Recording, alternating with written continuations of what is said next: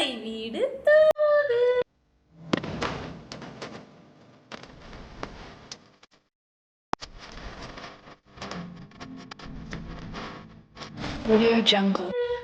இன்னைக்கு நம்ம பார்க்க போற கதையோட பேரு நரியும் கொக்கு.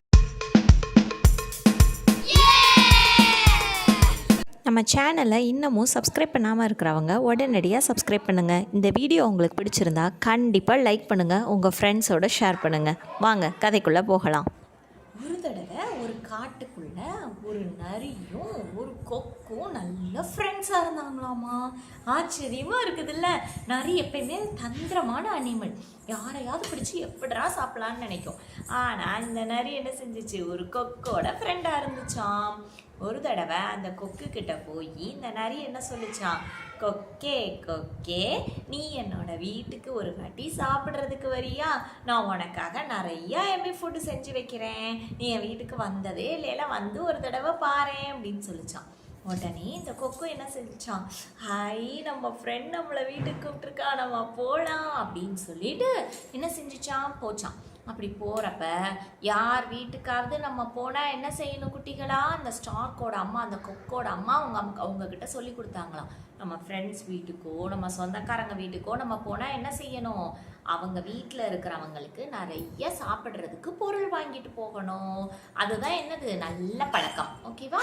அதை அவங்க அம்மா சொன்ன உடனே இது என்ன செஞ்சிச்சான், ஃபாக்ஸுக்கு என்ன பிடிக்கும், கறி தானே பிடிக்கும். அதனால் கடையில் போய் கறியெல்லாம் வாங்கிட்டு அந்த வீட்டுக்கு போச்சான். வீட்டுக்கு போனால் அந்த ஃபாக்ஸ் என்ன செஞ்சிச்சான், நல்லா சூப்பராக சமைச்சு செம்மையாக சமைச்சு நல்ல சூப் வச்சுருந்துச்சான் குடிக்கிறதுக்கு. சரின்னு சொல்லிட்டு அந்த நரி என்ன செஞ்சிச்சான், அந்த ஸ்டார்க்குக்கு எதில் கொடுத்துச்சான், அழகாக ஒரு கிண்ணத்தில் சூப் எடுத்துகிட்டு வந்து வச்சுச்சான்.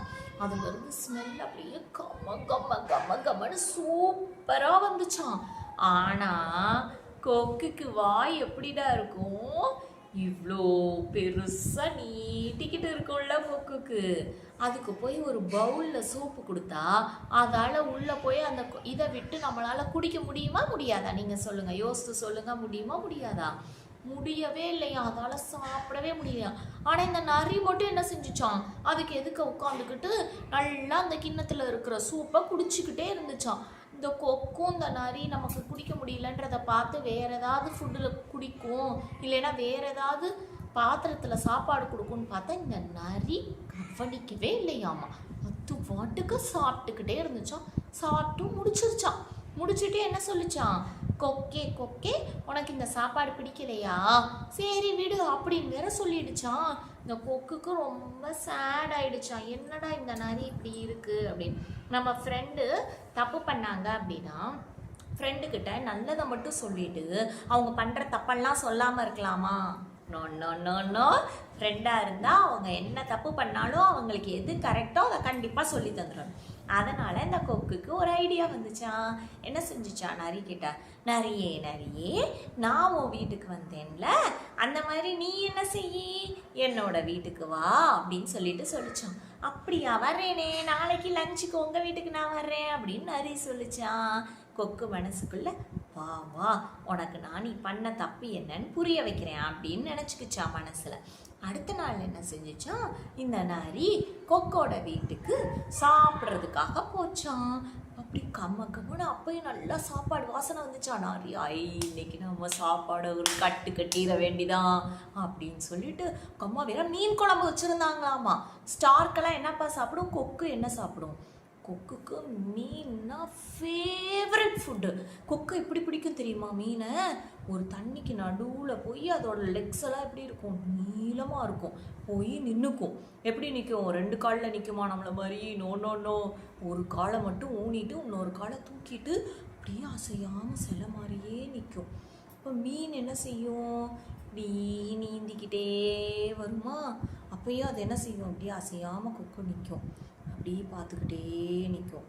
கீழே தண்ணி அப்படியே பார்த்துக்கிட்டே நிற்கிறப்ப அந்த ஃபிஷ்ஷு ஒரு டைம் இப்படி பக்கத்தில் வரப்போ என்ன செய்யும், அதோட பெரிய பீக்கை வச்சு டபால்னு பிடிச்சிரும் அந்த ஃபிஷ்ஷை. கொக்கு அப்படி தான் மீன் பிடிக்கும், மீன்னா ரொம்ப பிடிக்கும். அதனால் அவங்க அம்மாவுக்கு மீன் குழம்பு வேற வச்சுருந்தாங்களாம். நரி மீன் குழம்பு சாப்பிட்டதே இல்லையாம். வாசனையை பார்த்தோன்னே எம்மி ஃபுட்டுன்னு ரொம்ப ஹாப்பியாக இருந்துச்சான். அப்போ பார்த்தா அவங்க வீட்டில் வந்து உட்காந்துருக்கு சாப்பாடை வந்து வைக்கிறாங்க. எதில் வச்சாங்களாம்? நீளமாக கழுத்து இருக்கிற ஒரு ஜக்குல வச்சாங்களாம்.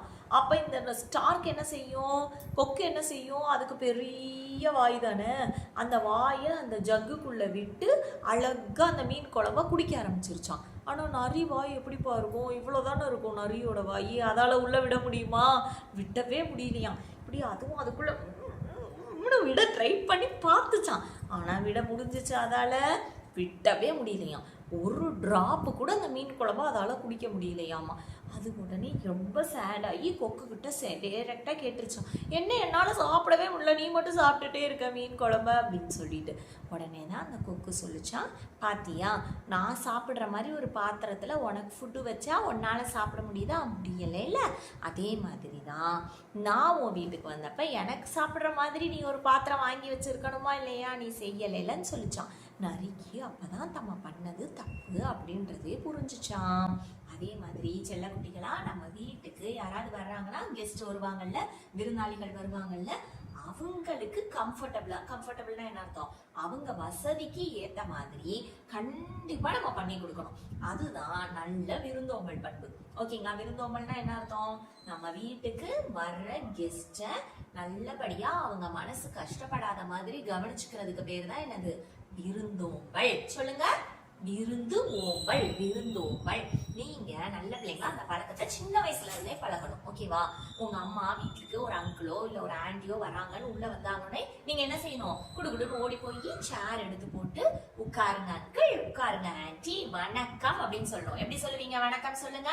2 கையையும் சேர்த்து வச்சு நெஞ்சு பக்கத்துல வச்சு வணக்கம், சேர்ல உட்காருங்க அப்படி சொல்லணும். அப்புறம் அவங்க வெளியில வெயில்ல வந்திருந்தாங்கன்னா உடனே என்ன செய்யணும், போய் ஃபேன் போட்டு விடணும். தண்ணி வேணுமா அங்கிள், தண்ணி வேணுமா ஆண்டின்னு கேட்டுட்டு குடுன்னு ஓடி போய் டம்ளர்ல தண்ணி ஊற்றி அவங்க கிட்ட கொடுக்கணும். தண்ணி உங்களால எடுக்க முடியலன்னா அம்மாட்ட போய் தண்ணி கொடுங்கன்னு சொல்லிட்டு சொல்லணும். இதெல்லாம் செய்வீங்களா என் செல்ல குட்டிகள்? ஓகே, இனிமே குட்டிகள் நல்ல பிள்ளைங்களா விருந்தோம்பல் பண்ண போறீங்க. Very good. நாளைக்கு ஆண்டி வேற ஒரு அருமையான கதையோட உங்களை சந்திக்கிறேன். அது வரைக்கும் பாய் பாய்.